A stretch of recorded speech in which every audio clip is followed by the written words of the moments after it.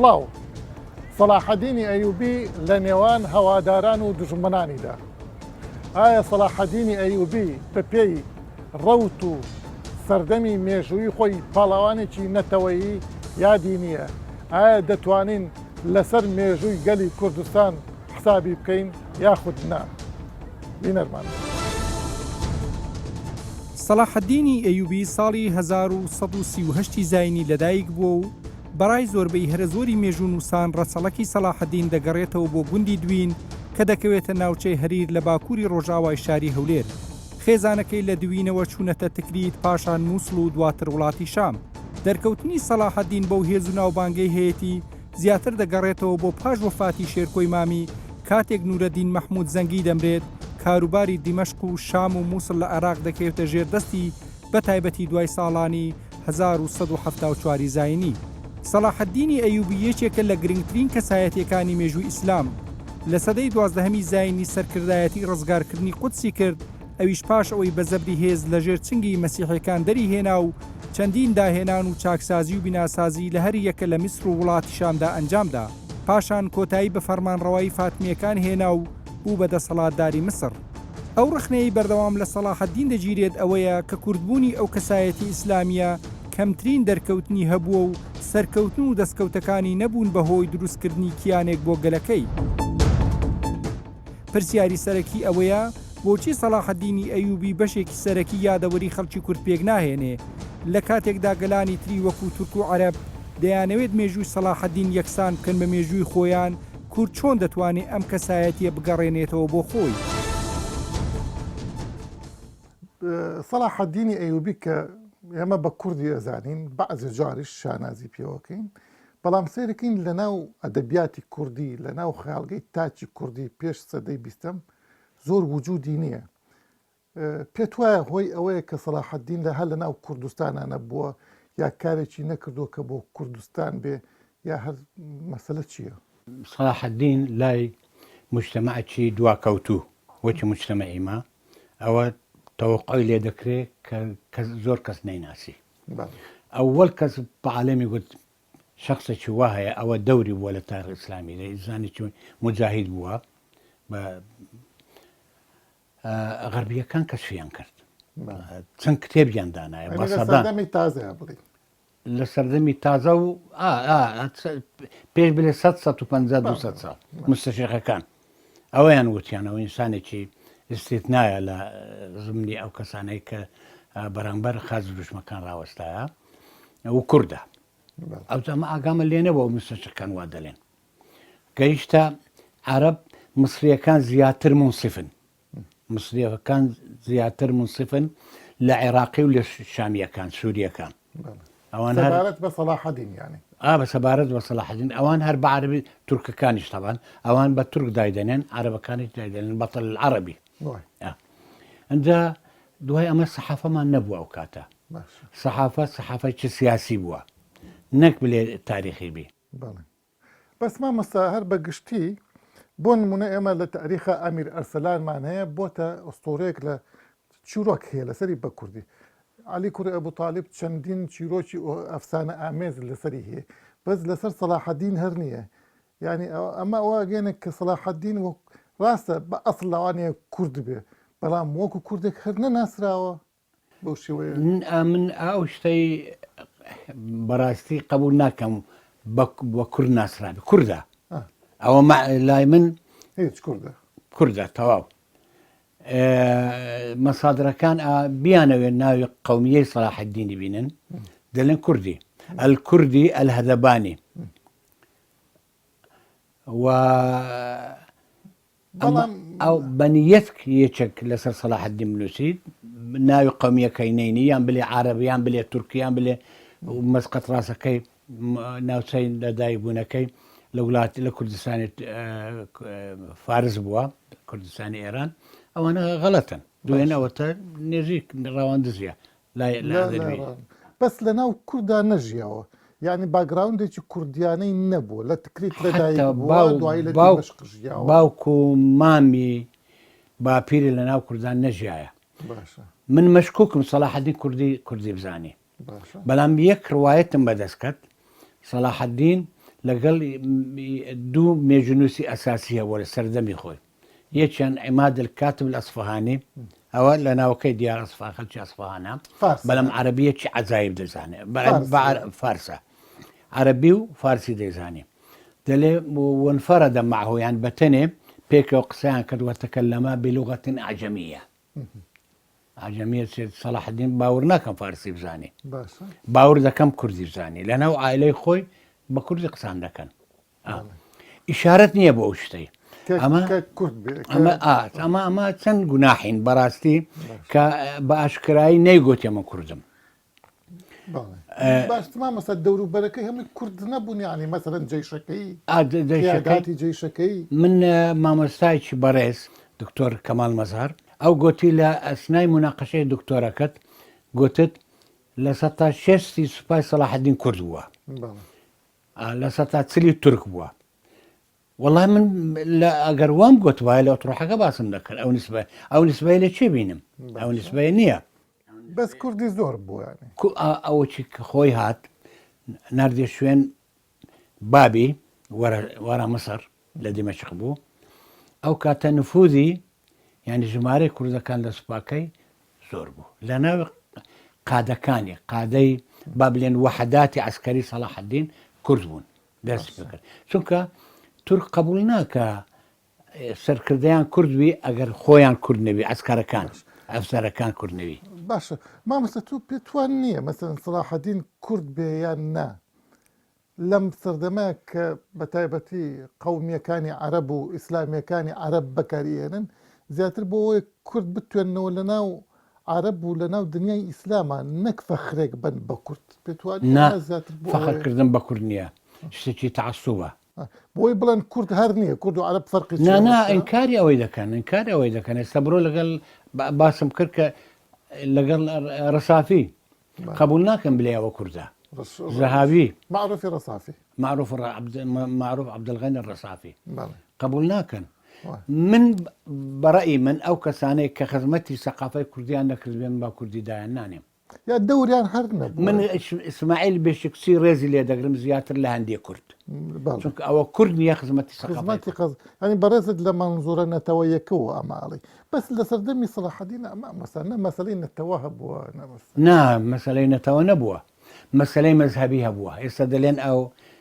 شیعەگەری و سونی و نازانم چی نا سەلاح الدین زۆر توندڕەوە بۆ بەرامبەر شیعەکان شیعی فاتمیەکان هەر بۆیە تا ئێستاش ئێرانیەکان ڕقیان لێتی شیعی فارس على ئەساس ڕوایەتێکە سەلاح الدین دوا خەلیفەی فاتمی کوشتووە ئەوجا من چووم بە بەغدای پاش ڕۆخانی سەدامی هەندی مەسئولی دەراسات عولیا بووم لە جامعی سەلاح الدین ئەولێر هاتن گوت بکاکە سەلاح الدین ئەوەی نەکوشتووە هیچ سەلاح الدین لە تازیمانەی دانیشتووە خلافای عەباسی زانی ئەوە خلافای فاتمی ئێغاناکە هەڵستا پیاوێکی نرد ناوی بۆشەنجیە خەلکی بەغدایە گوتی دەبی ئەنا بەبێ پرسی سەلاح الدین کە چووە سەر مەنبەرەکەی ڕۆژی جومعە بووە یەکی محەڕەم ئەو ساڵی هەڵستا گوتی بسم الخلافة العباسية بسم الإسلام بەو شتانە قررنا إلغاء الخلافة الفاطمية باشە ینی مامۆستا خۆت وەک ئوستازێک لە متخصص لە سەلاح الدینە پێت وە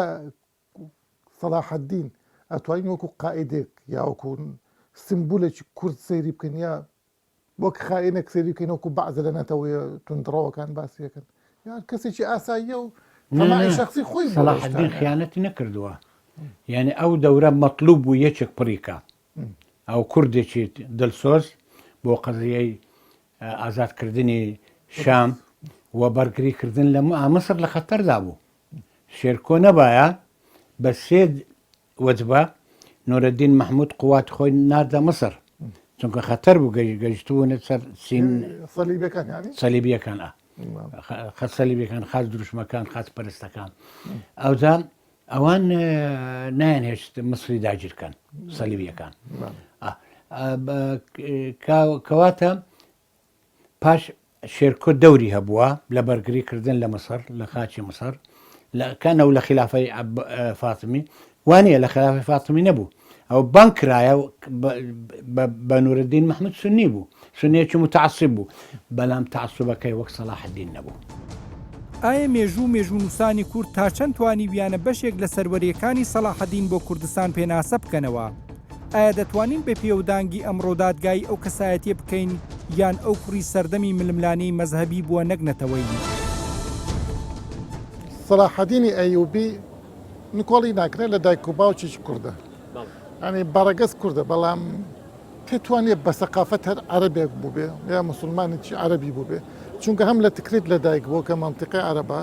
لە دیمەشق ژیاوە، دوای لە میسر ژیاوە، یعنی ڕۆژێک لە ڕۆژان لەناو کووردا نەژیاوە، بۆیە لەناو خەیاڵگەی کوردیشە سەلاحەدین شوێنێکی دیاری نییە. بەدڵنیاییەوە ئەگەر بە ئەوکو دەڵێ بە پێوەدان بوو بە مقیاسی ئەو سەردەما بڕوانی نامێژوی سەلاحەدین فعلەن ئەم پرسیارە لە شوێنی خۆتی دروستە ئەم ڕەخنێش دێشی، بەڵام لە هەمان کاتدا ئەبێ ئەم واقعە سیاسی و مێژووی و فەرهەنگی و سەربازی ئەو سەردەمەش بخوێنێتەوە. باشە لەبەرەوە سەلاحەدین ڕاستە لە دەڵێ لە دەست خۆی نەبووە کاتێکەوە لە تکری لەدایک بووە و لە هەمان کاتیشدا لە دەست خۆشی نەبووە کاتی تکریتیان بەجێهێشتەوە بۆ ئەوەی کە چونە مووسڵ دواتر چونە ئەو شوێنانی تر. لەبەر ئەوە بەڕاستی بڵێ هۆکارە سیاسی و سەربازی ئەو واقع سیاسی کە جیهانی ئیسلامی ئەو کاتە تێیدا بوو هۆکارێکی زۆر دەتوانم بڵێم بەهێز شەمان لەوە نییە کە خەتای خۆی بووە یانی جەبرێک بۆ بەسەریەوە ئەوە نییە خۆ بەس پێت وایە ئەمە ڕاست بێ مەسەلەن سەلاحەدین وەکو کوردێک مامەڵی نەکرد بێ وەکو هەندێک کەسیش ئەڵێن هەر بە زمانی عەرەبی قسەی کرد بێ بەڵێ خۆی لە کاتێک ئەو کاتە بەڕاستی بمانەوە نەمانەی ڕۆشنبیری عەربی و زمانی عەربی زاڵ بووە نەک تەنانەت هەر بەسەر کورد بەسەر هەموو نەتەوەکانی مسلمان ئەو کاتە مسلمان بوون، بەڵام لێرەدا شتێکی گرنگتر هەیە بەڕاستی ئەویش ئەوەیە خۆی بە هیچ شێوەیەک نکۆڵی لە کوردبوونی خۆی نەکردووە و تەنانەت دەقمان هەیە دەقی مێژوویمان هەیە لە هەندێک کاتە لە نێو خۆیاندا وەکو بنەماڵە بە کوردی قسەیان کردووە بە کوردی قسەیان کردووە بە تایبەتیش ینی یەکێ لەو دەقە زۆر دیارانە ئیبنەتیر ئاماژەی پێدەکە کاتێکەوە لەگەڵ نورەدین مەحموودە لە ینی بڵێ خلافی سیاسی و بۆچوونی جیاوازیان بۆ دروست بوو لەسەر مانەوەی لە مەسر و گەڕانەوەی بۆ شام دەڵێن بنەماڵی سەلاحەدین هەمویان کۆبوونەوە لەسەر ئەوەی کەوە نورەدین بەنیازی ئەوەیە سوپایەک بێنێ و سەلاحەدین لەو پۆستە لەو دەڵێ لەو لایەکە پێی داوە لی بسێنێتەوە ترکۆ دەبنەوە ئەو کاتە بناتی دەڵێ بنەماڵی سەلاحەدین و خاڵی و باوچی و برا و مامەکانی پێکۆ کۆبوونەوە بە کوردی دوان لە نێوە خۆیاندا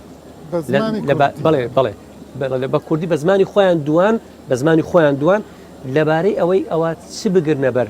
چ ئاراستێ بگرنەبەر لە بەرامبەر نورەدین حتا و کاتە باوکی بە جواب دێت ینی دەڵێت ئێمە ئامادەین نورەدین فەزل و گەورەی زۆر بەسەر ئێمە نورەدین چ بڵێ پێت وایە سەلاحەدین لە ئێستای کووردا چ معنایەکە گەیەنێ پێت وانێت زۆرتر بەکارێنرێ بۆ تواننەوەی حسی نەتەوەی لە کووردا نەک بۆ زیندووکردنەوە حسی ینی مەسەن عەرەب یا تورک یا مسلمانەکانی جیهان بە زۆری کە باسی سەلاحەدینەکەن وەک خادمێکی ئیسلام باسیەکەن نەک وەک بەتەڵێکی نەتەوەی کورد بۆ ئەوەی بڵێن کورد ئێوە ئەبێ خزمەتکاری ئیسلام بن نەک باسی مەسەلە نەتەوەیەکە دڵنیایی وایە ئەگەر لە نێوەندا ئیسلامی و عەرەبیەکە و جیهانیەکە جیهانی ئیسلامی و سەیری بکەین ئەم واقعە فعلەن ڕاستە بەڵام ئەرچی ئێمەی کوردە بەڕاستی بتوانین ئەم بابەتە دیوەکەی تریشی خوێندنەوەی بۆ بکەین یعنی بۆ نمونە یەکێکی وەکو من کە پسپۆرم لە بواری سەلاحەدینە لەسەر بنایە بتوانم ئەو مەجالە زەقکەمەوە چۆن بتوانین ئێمە لایەنە نەتەوەیەکەی سەلاحەدین سەلاحەدین شتێکی نەکردووە مۆرچێکی بڵین عوسمانەکان دەوڵەتێکی تورک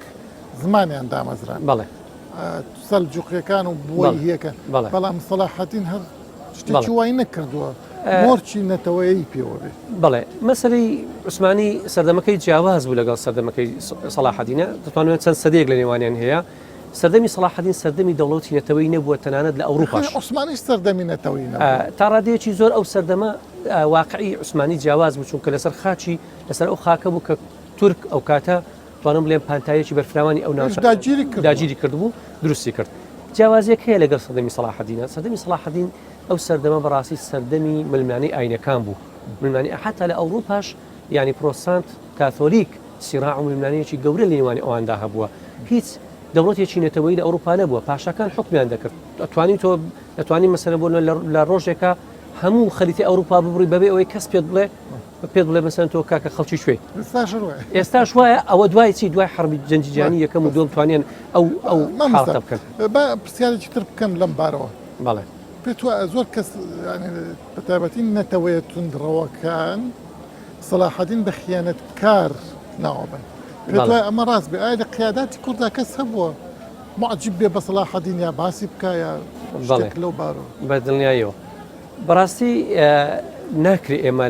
لە دادگای ناسیۆنالیزمی ئەو سەردەما سەلاحەدین دادگایی بکەین بەڕاستی وە تەنانەت خودی سەلاحەدین بەڕاستی توانم بڵێم ئەنی ئەگەر ئەعجاب نەبێ و دوور لە ئەعجاب بوونە بەڕاستی تاکە سەرکردەیە لەو دادگایە بەڕاستی وەکو لە دادگایی دەکرێت دادگای ناسیۆنالیزمی کوردی کە ئەمەش بەڕاستی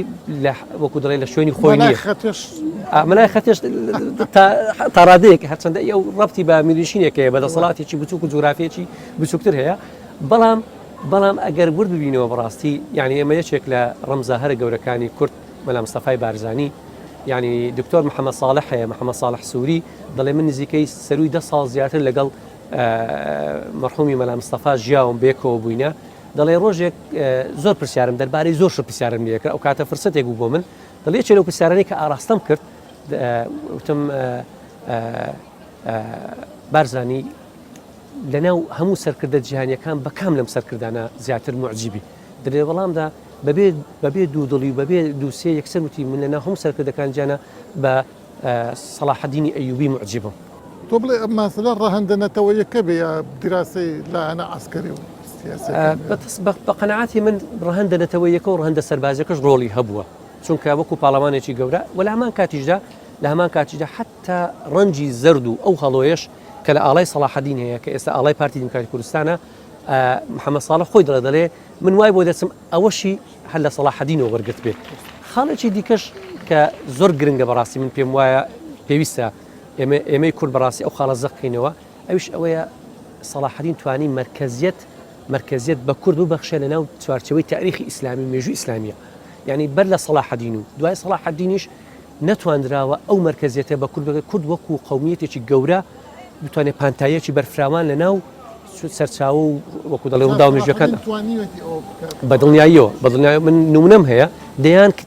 دەیان و توانم بڵێم سەدان کتێب هەیە تایبەتە بە مێژووی سەلاحەدین و وەکو سەرچاوە یعنی مەسەلەن بۆ نمونەیەکی وەکو ئیبن شەدادە ژیاننامەی دەنا ئەو هەموو سەرکردە کورد ژیاننامەی سەلاحەدینی وەکو هەڵبژاردووە مەسەلەن جگە لەوە بەڕاستی ئیبن خەلەکان نزیکەی 100 لاپەڕە لە کتێبەکەی وەفیات العیان تایبەت دەکە بە ژیان و بە کەسایەتی و بە ڕۆڵ و بە حەزارەت و دەستکەوتەکانی سەلاحەدینە. کاریگەری سەلاحەدینی ئەیوبی لەسەر ڕەوڕەوەی خەباتی نەتەوایەتی کورد چۆن بووە؟ ئایا ئەو مەی لە مەزهەبیە دینەی سەلاحەدین هەی بووە تا چەند زیانی بە تێگەیشتنی مێژووی تاکی کورد گەیاندووە؟ بۆچی گەلەکانی ترتوانی ویانە ئاین و نەتەوە لێکگرێ بدەن؟ هەمیشە دین وەک پێکهاتەیەکی کۆمەڵایەتی کاریگەری لەسەر نەتەوە هەیە. عادەتەن ئەو دینانەی کە نەتەوەی مطابقن لەگەڵ نەتەوەیە. بەس دینی نێو نەتەوەی عادەتەن با بڵێن جۆرێک پێتوانیە بڵێن جۆرێک لە هەوڵ دەدا جۆرێک لە ڕۆحی نەتەوە کەسکە بە بەرژەوەندی ئاین لێرەدا مەسەن نەتەوەی کورد تا چەند ئەم پریشکەی بەرکەوتووە. نەتەوەی کورد لە سەردەمی نیو هاوچەرخێک لەو کاریگەریە نەرینیانەیە کە لەسەر پرسی نەتەوەیەکەی هەبووە مەسلەی ئاین لە هاوچەرخیشایە لە سەردەمی هاوچەرخیش بە هەمان شێوە. مەسلەی ئاین ئەوەندە قوڵ بوو لە ناو کۆمەڵگەی کوردی گەیشتە ئەو ڕادەیە کە زۆر لە ئەو بابەتانێکی پەیوەندیان بە کولتور و ئەدەب و تەنانەت بابەتە سیاسەکانی کوردی هەبووە فرامۆش کراوە لەلایەن بەشێک لە سەرۆک عەشیرەت و سەرۆک هۆز و دەرەبەگە کوردیەکان. لە دوای سەردەمی نوێ بە کاریگەری شۆڕشی فەڕەنسی میلەتی کورد دەست دەکات بە هەوڵێک لە پێناو خۆڕزگارکردن لەو قیودانەیە کە لەسەری هەبوو. بەس من بۆ لە شۆڕشی فەڕەنسی 1970 بەڵێ بەڵام کورد لە دوای 900ەکانەوە 1950 و 20 ئەسڵەن لەو کاتەشە زۆر ڕۆحینەتەوەی پێتوایەتیا بووە گەلی کورد بەگشتی. بەڵێ ئەو هەوڵانەی کە میر محەممەد و میر بەدرخان بەتایبەتی میر بەدرخان لە پێناو دروستکردنی کۆمەڵەیەکی کوردی وە پاشان شێخ عوبەیدەڵڵای نەهری لە پێناو دروستکردنی کوردستانێکی گەورە ئەوە بەمانە و گزارش دەکات لە تێپەڕاندنی ئەو کۆتوبەندانەی کە لەسەر کورتە بە سەبار بە مەسەلە ئاینیەکە یعنی ئەو قیودانەی کە ئاین لەسەر کوردی دروستکردی لەسەر نەتەوەی کوردی دروستکردی بەڵام لەلایەن بەشێکی یعنی شێخی نەهەری خۆی شێخی طریقەت بوو ینی باڵە شێخی نهاری شێخی طریقەت بوو بەڵام ئەو مەسەلە ئاینەکەی لکاندیە بە قەسی نەتەوەیەکە سعیدی پیران بابەتە ئاینەکانیان لکاندیە بە مەسەلە نەتەوەیەکە نەهاتوونە ئەفزەلیەت بدەنە دین لەسەر پرسە نەتەوەیەکەیان بەکە شێخ عوبەیدڵڵا و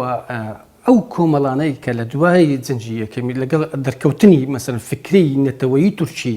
لەگەڵ دروستبوونی ئیتیحاد و تەرەقی ئەو کۆمەڵانەی کە دروست بوون ئامانجیان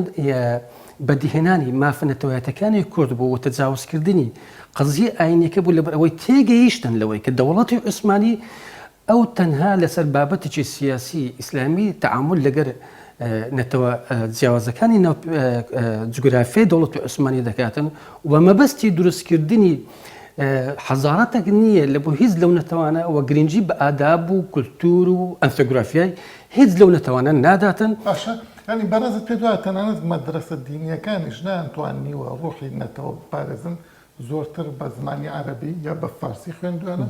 کوردیان بەڵگەی ئەوەمان هەیە کە یعنی مستەفا کەمال ئەتاتورک لەگەڵ دروستبوونی دەوڵەتە تورکیەکە یەکەم حاڵەت کە دەهینتە پێشتەوە مەسەلەی ئیبرازکردنی زمانی تورکیە و لابردنی مثلەن لە بانگدان لە مەسەلە خوێندنەوەی قورئان تەرجەمەکردنی لە بۆ زمانی تورکی ئەوە باشترین بەڵگەیە کە دەسەڵاتدانانی دەوڵەتی عوسمانی ئەوەندەی تەعاملیان بە زمانی عەرەبی و بە زمانی فارسی کردیە گرنگیان بە زمانی نەتەوە جیاوازەکانی ناو دەوڵەتی عوسمانی نەدایە یعنی لە ناو مەدارسە ئاینیەکان ئەوان تەنها یەک فکرە و ئایدیان هەبوو ئەویش چونتی با بڵین لە دەرەوە بەس لە ناو زاتی کووردا خۆی دین نەبووتە فاکتەرێک بۆ ئەوەی خۆی یەک بگری یا بۆ هۆی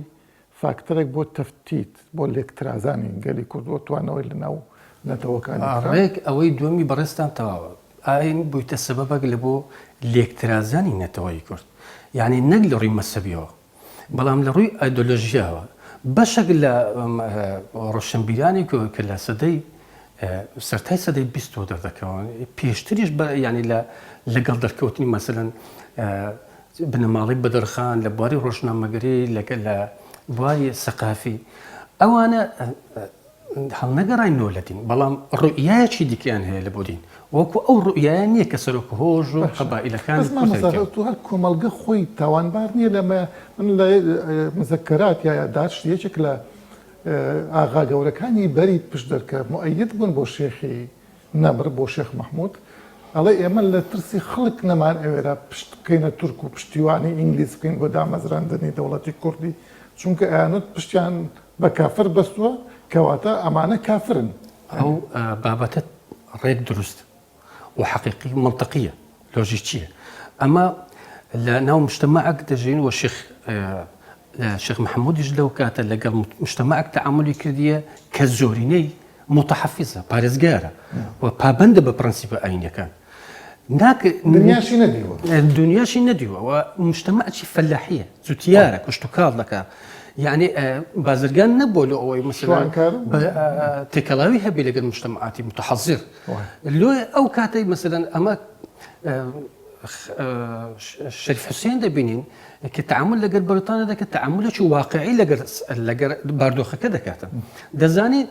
بەدەستێنانی مافەنەتەوەیەتەکانی بە درێژایی 400-500 ساڵ لەگە دەوڵەتی عوسمانی نەیتوانی بگاتە ئاماد لە بێدەستێنانی مافەنەتەوەیەتەکانی شەریفی مەککە و مەدینە بوو بەڵێ ئەو خادمی حرەمینی شەریف و شەریفی مەککە و مەدینە ئەو لەگەڵ ئینگلیز ئەم عامەلەیە کرد بۆ ئێمە حرام بۆ کو ئێستا بەڵام شێخ محەمموود ئەو لە بەهۆی ئەو پێکاتە ئاینیە متتەڕیفە یان تونند ئاژۆیە کە لە ناو مجتەمەعی کوردی هەبووە ئەوەندە دەمارگیر بۆ بەرامبەر بە مەسەلە ئاینیەکەی ڕەنگە لە توانێت حکوومەتی تورکی ئەم دیعانی بڵاو کردوتەوە بۆی خەڵک نەتوانێت پشتوەکو مەلای خەتێ ئەوانەشی کردبێ ئەمە ئەوەندەی مەلاکانمان ئەوەندەی پیاوانی ئاینیمان متمەسک بووینە بەدین یعنی ئەوەندە ڕەنگە سەرکردەکانمان یعنی ئەو شتە حەقویە ئەمە ئەمسەن یەکتری جیا بکەینەوە سەرکردە سیاسەکانمان ئەوەندە متمەسک نەبووینە بە مەسەلە ئاینێکەوە مەسەلە نەتەوەیەتەکەیان بە تایبەتی لە دوای سەدەی نۆزدەهەمەوە مەسەلە ئاینەکەیان فەرز نەکرد ئێستا مەسەلەن چۆکێ بە پێچەوانەوە هاتوون قەزیێنێتەوە یەکەیان لەگەڵ مەسەلە ئاینەکەیان ئەوەی بگونجێن لەگەر پێکهاتەی کۆمەڵایەتی لە مجتەمەعی کوردی ئاوکوف لەکرد مەسەلە دینیەکە و ئەوە مبرریان هەبووە بیانویان هەبووە لە بۆەوەی کە دین هیچ کاتێک ڕێگر نییە لە بەردەم بەدەستێنانی مافە نەتەوەیەتەکە. هەموو نەتەوەیەک بەردەوام پێویستی بەسەر لە نوێ خوێندنەوەی مێژووی خۆی هەیە بۆ ئەوەی پەیوەندی نێوان نەوەکان نەپسڕێت و یادەوەری هاوبەش هەمیشە خاڵی کۆکەرەوەیان بێت.